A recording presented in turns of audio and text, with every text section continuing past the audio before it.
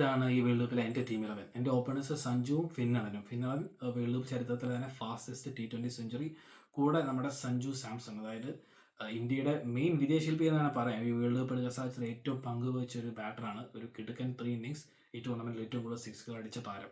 അടുത്തത് ഇഷാൻ കിഷാൻ. പാകിസ്ഥാനെതിരായ ഒരൊറ്റ മത്സരം മതി ഇഷാന്റെ റേഞ്ച് അറിയാൻ. അതായത് വേറെ എല്ലാവരും ഒരു പിച്ചിലും ഇഷാൻ വേറൊരു പിച്ചിലും കളിച്ച അവസ്ഥയായിരുന്നു. അതുപോലെ തന്നെ പല ക്രൂഷ്യൽ ഗെയിംസ്, എസ്പെഷ്യലി ന്യൂസിലൻഡിനെതിരായ ആ ഗെയിമിലും ഒരു വെടിക്കെട്ട് ഇന്നിങ്സ് ഇഷാൻ കാഴ്ചവെച്ചു. അടുത്തത് വെസ്റ്റ് ഇൻഡീസിന്റെ ഷെമറോൺ ഹെറ്റ്മയർ. നല്ലൊരു ഹിറ്ററാണ്, നല്ലൊരു ഇന്റലിജന്റ് ബാറ്ററാണ്. പുള്ളിക്ക് ഏത് ഗ്രൗണ്ടും ക്ലിയർ ചെയ്യാൻ പറ്റുന്ന ഒരു പവറാണ് അദ്ദേഹത്തിനുള്ളത്. പവർ ഹിറ്റർ തന്നെയാണ് ഷെമറോൺ ഹെറ്റ്മയർ. അടുത്തത് ഇംഗ്ലണ്ടിന്റെ ജേക്കബ് ബെത്തൽ. നല്ലൊരു ഓൾറൗണ്ടറാണ്. അദ്ദേഹം നല്ലൊരു പെർഫോമൻസ് ആണ് തുടക്കത്തിൽ ടൂർണമെന്റിൽ കാഴ്ചവെച്ചത്. മിഡിലിൽ ഒന്ന് ഒഴിപ്പിയെങ്കിലും ഇന്ത്യക്കെതിരായ ഒരു മത്സരം ജേക്കബിന്റെ റേഞ്ച് നമ്മളെ അറിയിച്ചു. അതായത് 3 ഫോർമാറ്റിലും ഇംഗ്ലണ്ടിന് വേണ്ടി സെഞ്ചുറി അടിച്ച താരം. 22 വയസ്സുകൂടെ ഇറക്കാൻ നല്ലൊരു സ്പിൻ ബോളറോടെയാണ് ജേക്കബ് ബെത്തൽ. അടുത്തത് നമ്മുടെ ഹർദിക് പാണ്ഡ്യ. കാര്യം ശരിയാണ്, ഓറ ഫാമിംഗ് ഇച്ചിരി കൂടുതലാണെങ്കിലും Hardik Pandya is such a great all rounder. ഇതുപോലെ ബാറ്റ് കൊണ്ടും ബോൾ കൊണ്ടും ഒരുപോലെ പെർഫോം ചെയ്യാൻ പറ്റുന്ന നല്ലൊരു ഓൾറൗണ്ടർ. ഇന്ത്യക്ക് വേണ്ടി ഈ ടൂർണമെന്റിൽ കളിച്ച ബാറ്റിംഗ് കൊണ്ടോ ബോൾ കൊണ്ടോ ഏതെങ്കിലും ഒരു ഇന്നിങ്സിൽ അദ്ദേഹം നല്ലൊരു പ്രകടനം കാഴ്ചവെച്ചിട്ടുണ്ട്. എസ്പെഷ്യലി ഇംഗ്ലണ്ടിനെതിരായ സെമി ഫൈനലിൽ ഫിൽ സാൾട്ടിനെ വിക്കറ്റ് എടുക്കാൻ അദ്ദേഹം കളിച്ച ആ ഒരു swing bowling, beautiful bowling.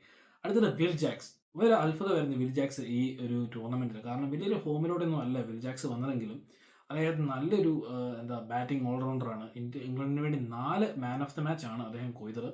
Such a great player. അടുത്തത് എനിക്ക് ജെയ്സൺ ഹോൾഡറിനെ പറയണമെന്നുണ്ട്. കാരണം ഒരുപാട് ഇന്ത്യക്കാർ ആടിയില്ലല്ലോ എന്ന് കരുതി ഞാൻ ഡുബൈ ഒഴിവാക്കി. പക്ഷേ ജെയ്സൺ ഹോൾഡർ ഒരു ചെണ്ടയാണ്. ജെയ്സൺ ഹോൾഡറെ നന്നായിട്ട് അറിയാവുന്നവർക്ക് അറിയാം. അദ്ദേഹം IPL-ലൊക്കെ ആണെങ്കിൽ ലാസ്റ്റ് ഓവർ എപ്പോഴൊക്കെ അറിയാൻ വന്നിട്ടുണ്ടോ അടിച്ചു മാട്ട കേട്ടിട്ടുണ്ട്. പക്ഷേ എന്നിരുന്നാലും നമുക്ക് അവോയ്ഡ് ജെയ്സൺ ഹോൾഡർ. നന്നായിട്ട് ഈ ടൂർണമെന്റിൽ ബാറ്റ് ചെയ്തും ബോളും ചെയ്തിട്ടുണ്ട്. പക്ഷേ നമുക്ക് go with Dube. Dube deserves A spot. Such A good batter. ഇന്ത്യക്ക് വേണ്ടി ഒരുപാട് ബ്രില്യൻ ഇന്നിങ്സുകൾ ഈ ടൂർണമെന്റിൽ കളിച്ചു. അടുത്തത് Varun Chakravarthy. Number one bowler in the world. പക്ഷേ ഈ ടൂർണമെന്റിൽ അവസാന ഫേസിലേക്ക് എത്തിയപ്പോൾ സൂപ്പർ 8 തൊട്ട് ഒരു ചെറുതായിട്ട് ഒന്ന് പതുങ്ങിയിട്ടുണ്ട്. പ്രഷർ വരുമ്പോഴേ പുള്ളിയുടെ ലൈനിൽ നിന്നൊക്കെ മൊത്തത്തിൽ തെറ്റും. പക്ഷേ നല്ലൊരു ബോളറാണ്. നല്ലൊരു ഇന്ത്യക്ക് വേണ്ടി ഈ ടൂർണമെന്റിലെ ജസ്പ്രീത് ബുംറയോടൊപ്പം ലീഡിംഗ് വിക്കറ്റ് ടേക്കർ.